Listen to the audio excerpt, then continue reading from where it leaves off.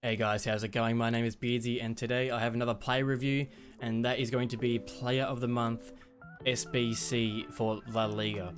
Now this card looks amazing. At first glance, you got the 90 dribbling, 88 shooting, 84 passing, 80 physical, 79 passing. Doesn't look amazing, but we can improve it and we'll get to that in just a second.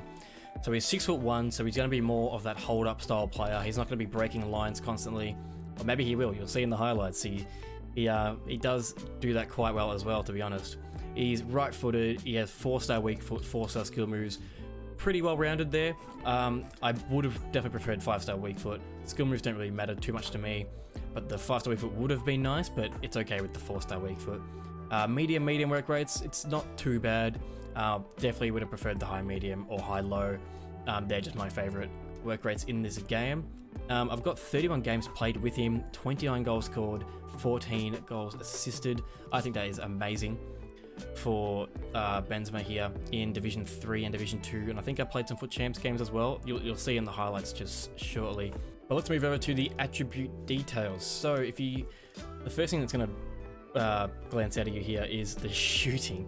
92 finishing, 92 attack positioning, 87 shot power, 88 volleys, and that's without any chemistry style boost. I have the Hunter on him just because I think he needs the pace boost.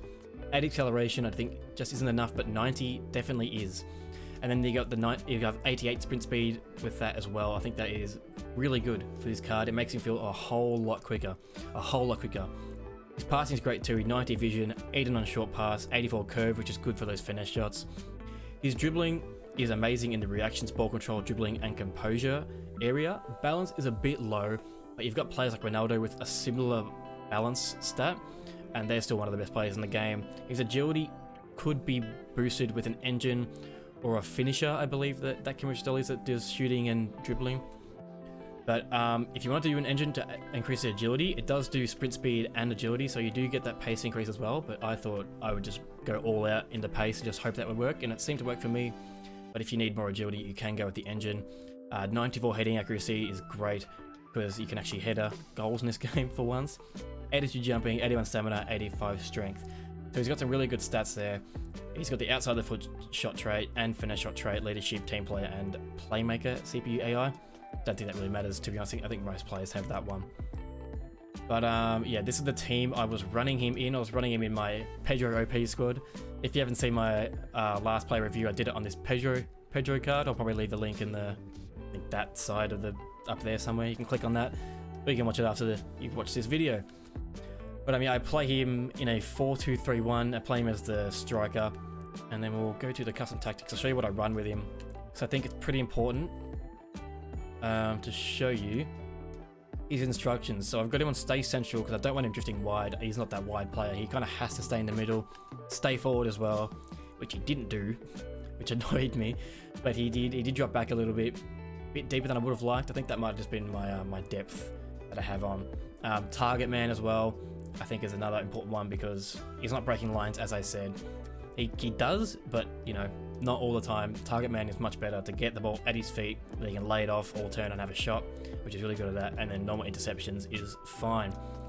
I think I'll quickly show you the requirements of the SBC. I think they are still in this section here. Should still show it up for me. There we go. There it is. So you got La Liga, which is La Liga Santander players minimum 1, Team of the Week players minimum 1, overall rating 85, and chemistry 70. It's not too bad for the low squad. And then for the 87 rated squad, you have France players minimum 1 and team chemistry 60. I believe this comes out to around 130,000 coins, which I don't think is too bad for this level of card. If you were to buy it on the market, you'd probably be looking around the 100,000 coin mark. I think 131k isn't too far off the money. And for a 91 rated card, it's 87 rated squad and an 85 rated squad isn't too bad, considering EA usually puts out a lot more, what are they called, sections to do in these. Like the Umtiti one that just released, there's about 5 sections and he's 85 rated, so I think this is a pretty good value for the card you're getting. But yeah, that's enough on the base stats on the Benzema card. let's get into some of the gameplay. I'll talk about why you should or why you shouldn't buy it. I've got some Twitch clips in there as well, and then some gameplay I recorded after off stream. Yeah, I'll be talking over the top of that, and let's get into that now. Alright, we're going to start off with some reasons why you should do the Benzema SBC. At number 1 is going to be he is an amazing all-round striker. With being a 6'1" striker, with the Hunter character style boosting him up to the 90s in the pace, he's got 90s in the shooting, he's got 94 ball control, 94 reaction, 94 dribbling, 93 composure, 94 heading accuracy, 82 jumping. It just seems like almost too good to be true of a striker. It just seems so good in front of goal. You'll see in these clips, every time he's in the box, he scores. I didn't really cut out many shots of him missing, to be honest. Outside of the box, he missed a bit because the keepers in this game are a little bit broken. But inside the box, he just scores everything. It was actually crazy. And reason number 2, he's very easy to link. If you do this card and don't particularly have a La Liga squad, that's fine. He's French. All the best players this game seem to be French. So if you can't find someone to link him to from La Liga, there's players like Ben Yedder. I know he's on La Liga, but Griezmann, those type players you can link to. You got Kante. If you position change him, you can get him to Varane, Upamecano. You can get him to all types of teams, and that is what you want. You want a player that is versatile, that is not just stuck in one team, kind of like what the Pedro SBC was.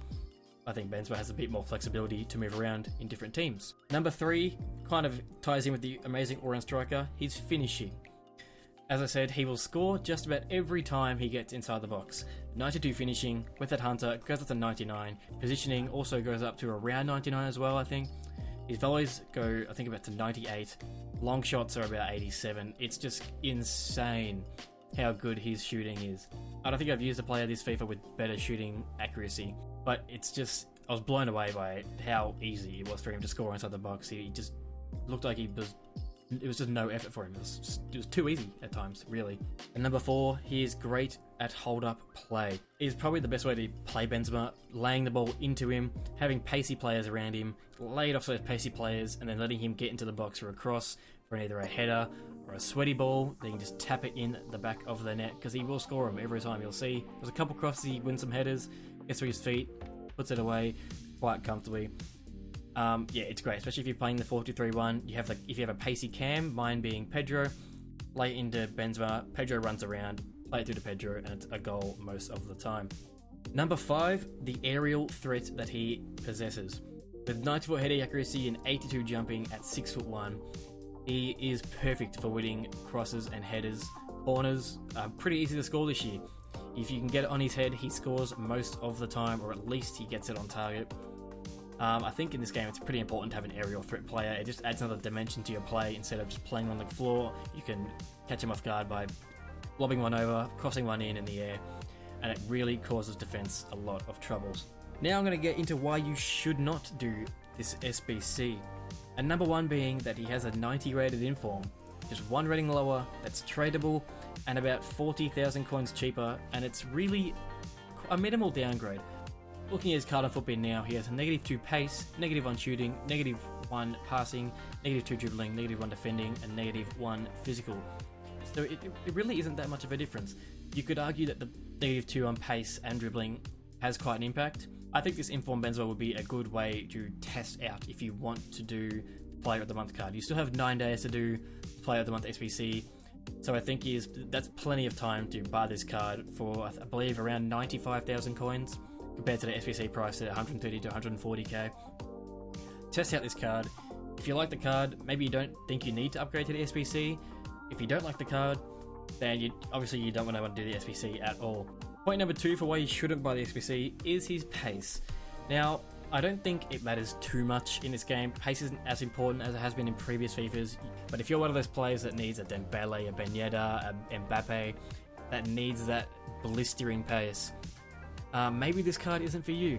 You can boost his stats to 90 in pace, but that's kind of as much as you can get it to. And you can't really increase the dribbling if you want to do that full pace boost, but you won't feel as agile.